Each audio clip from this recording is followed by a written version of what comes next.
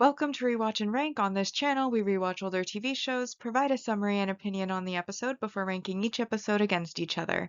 Today's episode is Hannibal Season 2, Episode 3, Hassan. The episode in a nutshell is just a brief reminder of what happens within this episode. So this episode begins with a dream sequence of Will in a suit looking at a masked man in an electric chair, and then, of course, there's convulsions. We then have the mask removed, and it is revealed that Will is looking at himself in an electric chair, and then convulsions again proceed before we then move on to reality, where Will gets dressed for his court date, so he gets on a suit, and then we also have the show going back and forth with Hannibal also dressing in a suit to attend Will's court date,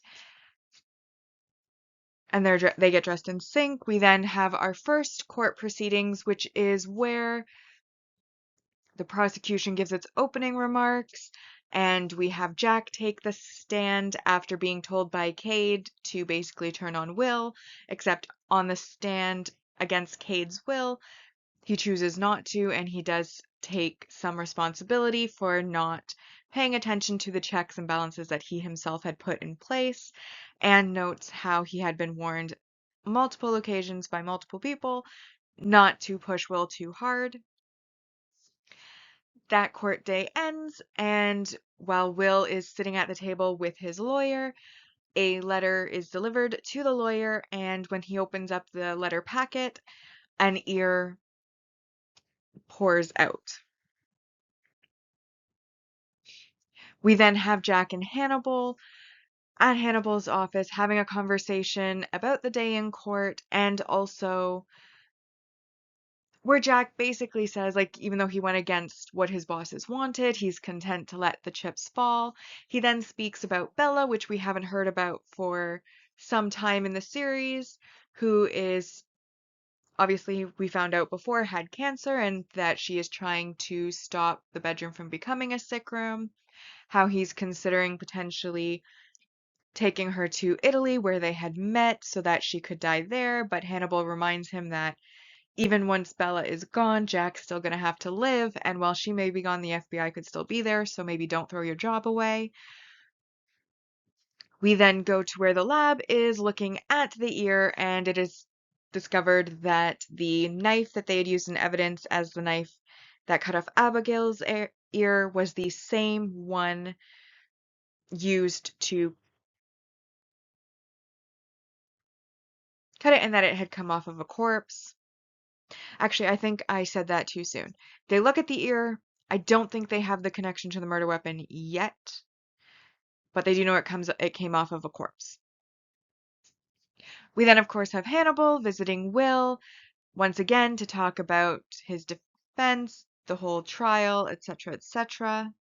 We then go into the next court day, which is when Freddie Lounds comes in and basically does what she's been doing since day one and basically says Will is super evil, take my word for it. And then the lawyer basically discredits her testimony by noting that she has been sued for libel 6 times.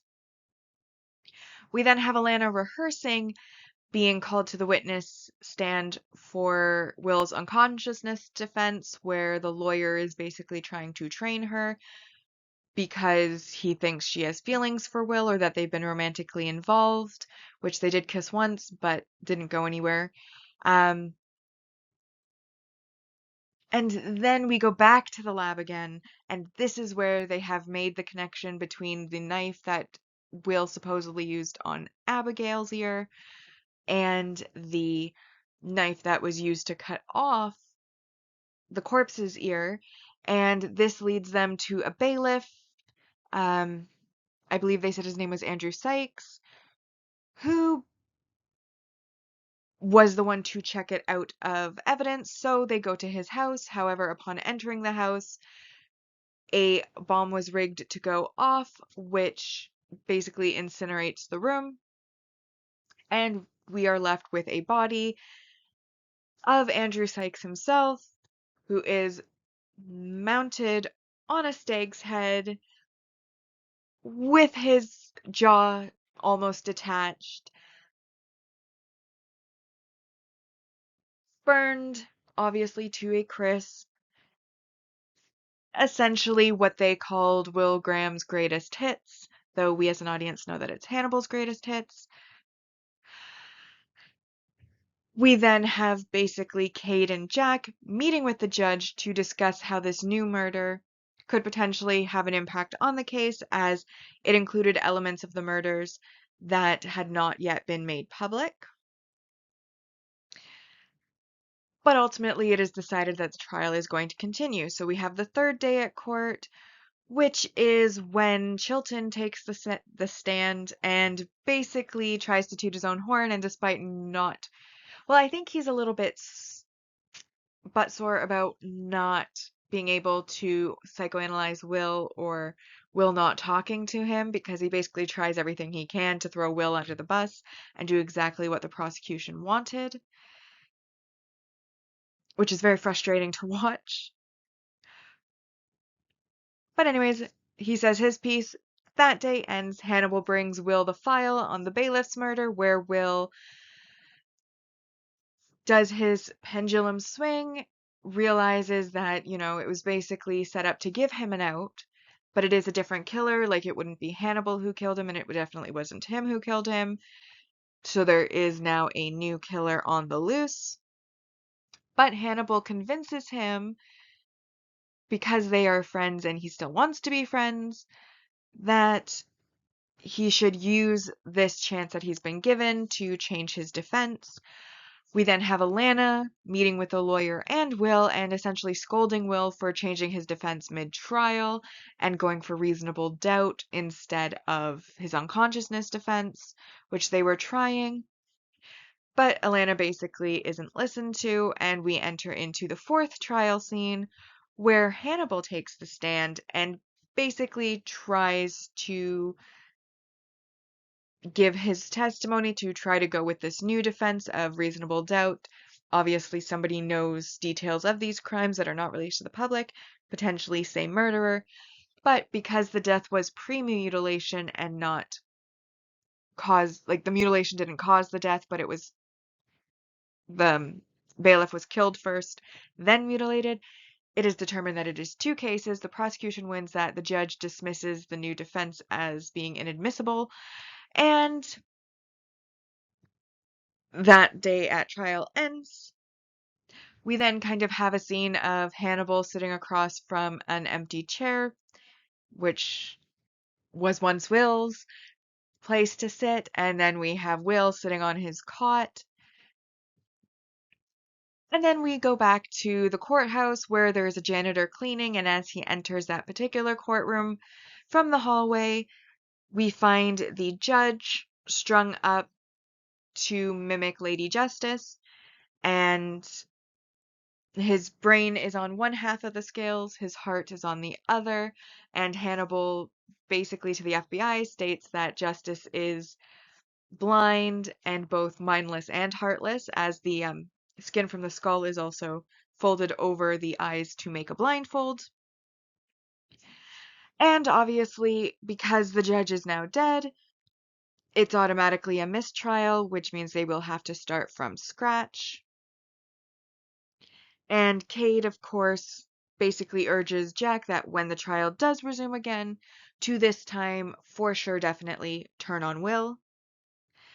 We then have a scene where Will kind of imagines or is potentially sleeping, not sure which the case is. Either way, he's on the cot. He hears basically the buzzing sound, and then his cell door opens. He goes out into the hallway in front of his cell, sees the feathered stag, starts to follow the feathered stag, but before he can leave the cell block, he is called out to by Hannibal, who basically shows the way back into his cell. And then at the end, Alana visits Will and asks Will for his opinion on the killer, and Will essentially says that this new killer wants to know him, and then she asks him what he thinks she wants from him, or he asks what she wants from him, and she says that she wants to save him. And then he reaches across and holds her hand, and that is the final scene of this particular episode. So now that we've been reminded about what happened in the episode, it's now time to rank the episode. And as always, we rank on our two lists, our mostly objective ranking list, and then our personal ranking list. So we'll start with our mostly objective rank values, which I didn't feel like any negatives really applied to this episode. So for our positives worth 3 points, we have the impactful, memorable moment slash line slash etc., which is the imagery of the judge's murder, the kind of twisted take on Lady Justice, who's usually blind, has the scales. He's kind of strung up so that he's there. It, of course, has like the strings, which kind of could look like wings to a certain extent. He is a judge, so he, of course, is in the justice robes. And then basically the top of his head has been cut off, his skin folded down into a blindfold, and then on the scales, which have been placed into his hand or hung from his hand, we have again the heart on one half and his brain on the other, which Hannibal indicates was Justice being blind, mindless, and heartless. And also notes that, much like with the bailiff's murder, he was shot first before any of the mutilation began, which is why it's considered to be the same killer as the bailiff, but not Will or Hannibal at this point. And Hannibal says to take it as the gift that it is, because it has allowed Will basically the chance to live another day, as with a mistrial there will be no verdict, so he's neither guilty nor not guilty at this point. But as the prosecution is going for the death penalty, obviously Will gets to live another day, and so that's what he is suggesting it's for. But it's worth the points because it is very compelling imagery. And that is one of the highlights of this show, in my opinion, is the imagery.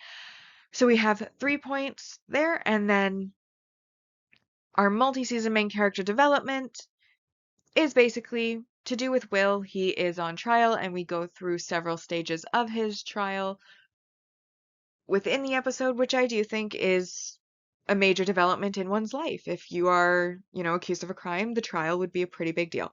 So that is why it is worth 4 points, which brings this episode to a total of 7 points out of 10. So as a reminder of our Season 2 rankings so far, on our mostly objective ranking list, in first place we have Kaiseki. This episode, Hasan is in second place, and then Sakazuke is in third so far. Alright, so now for my personal ranking, I didn't actually feel like there was very many negatives at all. Honestly, with this show, it's mostly people meeting and talking. It's very talking heavy show. It's a dialogue heavy show, but what they say tends to be compelling. I liked how in this episode, particularly with it being the trial, we kind of got a wide variety of characters kind of coming back for the episode to talk about their impressions of Will and these crimes. And we kind of got to take everyone's temperature on how they're feeling about Will and his level of guilt and kind of see where their perspectives are on the entire situation. I really, really enjoy the imagery. Like, for example, with the opening scene of the potential outcome of the trial being that they are going after the death penalty, he has a dream about watching himself be electrocuted. We then, of course, have the cell door at the end opening in his dreams and him following the feathered stag out before Hannibal basically shows him the way back into his cell. While Chilton was on the stand, we had him retreating into his river to fly fish because he just does not care what Chilton has to say, ever. And to be fair, Chilton was not saying nice things or accurate things because I still think he's buttsore that Will won't talk to him. And then, again, the judge's murder, very excellent imagery. The murder that was like a collage of the main pieces of multiple murders from season one, also very excellent. And then I also just personally find it a little bit on the amusing side that season one, there was this big deal made about how he had to go to the crime scenes, stand there alone while everybody else had to leave the room so that he could let the pendulum swing and he could put himself into the mindset of the killer and recreate the crimes. And now here we are, season two, and 3 for 3, we have realized he never had to go to any of the crime scenes. He can just use the files and a few pictures of the files to do that anyways. So really, he wasted a lot of time putting himself into difficult situations he didn't need to be in when he could have just done the job from his desk at his classroom. Because he can still do his job from prison and has been utilized multiple times now, 3 for 3 episodes, to basically help the FBI catch killers from within his cell or the meeting room. Like, I don't want to call it an interrogation room because no one's interrogating him in it, but he's obviously like handcuffed to a steel table. They're across from the table. It's very stark, bare room. But I just find it funny how in the first season he had to go to all these crime scenes and now he's totally able to do it from a file, description of the autopsy, few crime scene photos, and he can make the whole thing in his head. Basically means he never had to go to any crime scenes to begin with. Which is, I think, actually also probably the one negative is that he was put into danger, into position to kill Carrot Jacob Hobbs. He, in the second episode with the mushrooms, he shot the guy in the leg, and he was put into the position to do that. He's had encephalitis. He was losing time. He had to go to crime scenes. He ended up, with Georgia. When he was recreating her crime, he lost time, and then when he woke up, he ended up having to panic, and he ended up contaminating the crime scene. And it's like, none of that had to happen because he could have just been sitting at his desk with the file. They could have just brought the file to him, allowed him to consult. Even that first crime scene when he went to the field or when he went to the home of, wasn't Cassie, Elise Nichols. No, not Elise Nichols. Oh, which was the first one? There's Cassie Boyle, Melissa Shore, and then Elise Nichols. And I think Elise Nichols was the one that was actually Garrett Jacob Hobbs' victim. I could be misremembering that, but I think that was the one. Like, he didn't need to go to her house at all, yet he was dragged there. And I feel like a lot of this could have been avoided, to be honest.